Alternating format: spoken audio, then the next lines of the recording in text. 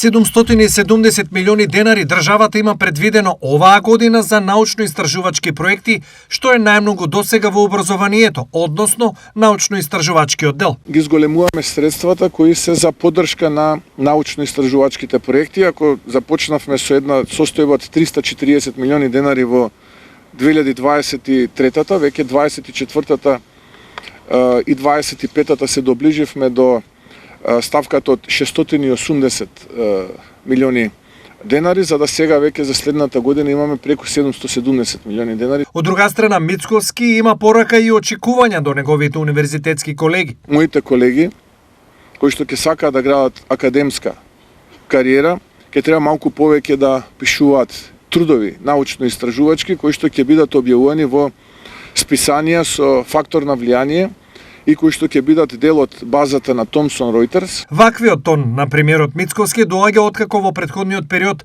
ниту еден од македонските универзитети не се најде на листата на шангајските универзитети, која брои 1000, што е поразително за нашето високо образование.